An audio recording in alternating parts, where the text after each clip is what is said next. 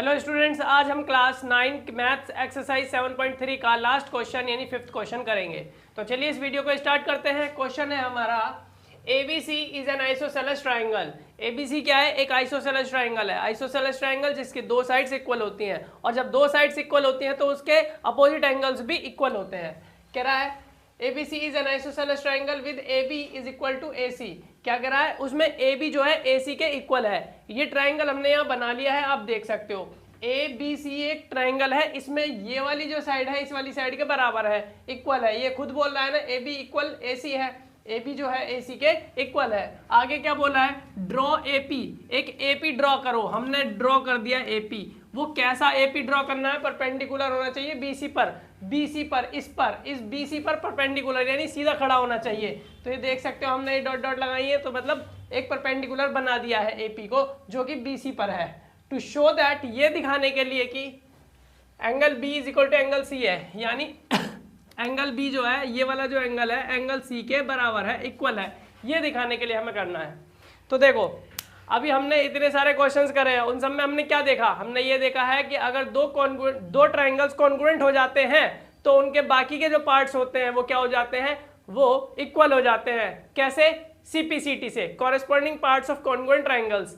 तो इतना अगर आपको पता है तो ऐसे क्वेश्चंस को सॉल्व कर सकते हो। अब ट्राइंगल्स के जितने भी क्वेश्चंस हैं आप सॉल्व कर सकते हो, क्योंकि मैंने आपको बहुत सारी चीजें बताई हैं इनमें।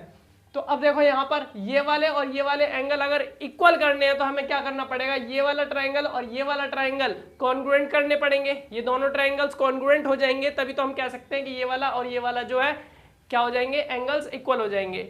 अब इसको करेंगे कैसे? हमने लिखा वी हैव, हमारे पास क्या है? AP perpendicular BC given.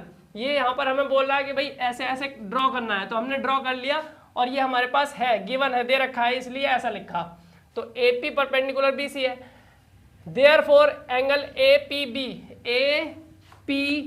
यानी ये वाला एंगल जो हो गया, ये कितने डिग्री का हो जाएगा? ये 90 डिग्री का हो जाएगा। एंड एंगल APC ये वाला भी एंगल कितने डिग्री का हो जाएगा? 90 डिग्री का हो जाएगा।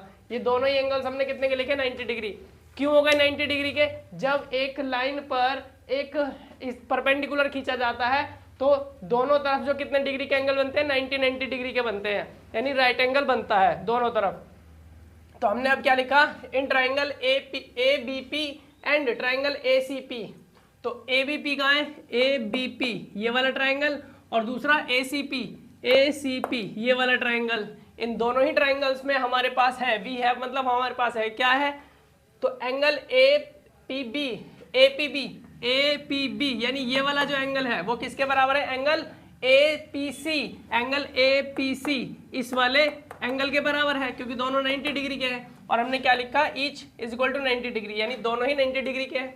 फिर आगे हमने लिखा AB इक्वल AC, जो AB साइड है ये इस AC के इक्वल है। इस वाले ट्राइंगल की ये साइड इस वाले ट्राइंगल की इस साइड के इक्वल है, कॉरेस्पॉन्डिंग साइड्स है ये। तो ये, और हमने ये जो है क्वेश्चन के अंदर हमें दे भी रखी है, इसलिए हमने लिखा गिवन। तीसरी चीज हमारे पास क्या है? AP इक्वल AP, यानी AP के बराबर है। ये कॉमन साइड हो गई। कौन सी कॉमन साइड? ये वाली AP। ये AP जो साइड है इस ट्राइंगल में भी है, इस ट्राइंगल में भी है, तो ये क्या हो गई? कॉमन साइड हो गई। हमें कॉन्ग्रुएंट ट्राइंगल्स करने के लिए तीन चीजें चाहिए होती है, और तीन चीजें हमें यहाँ मिल गई हैं। क्या मिला? पहला मिला एंगल, दूसरा साइड, तीसरी भी साइड मिली है। तो अब हम यहाँ कह सकते हैं यूजिंग, देखो यहाँ पर जो है इसको, यहाँ पर एक एंगल कौन सा मिला है? 90 डिग्री का। जब राइट एंगल ट्राइंगल्स होते हैं तो उसके अंदर हमें दो चीजें और देखनी होती है, हाइपोटेनस इक्वल हो जाए और दूसरा कोई एक साइड इक्वल हो जाए, दूसरे ट्राइंगल के हाइपोटेनस और उसके साइड के, जैसे कि यहाँ लिखा हुआ है। अब यहाँ हमने लिखा यूजिंग RHS क्राइटेरिया। तो RHS क्राइटेरिया मतलब राइट एंगल साइड जो क्राइटेरिया है उसको यूज करते हुए ट्राइंगल ABP जो है कॉन्ग्रुएंट है ट्राइंगल ACP के।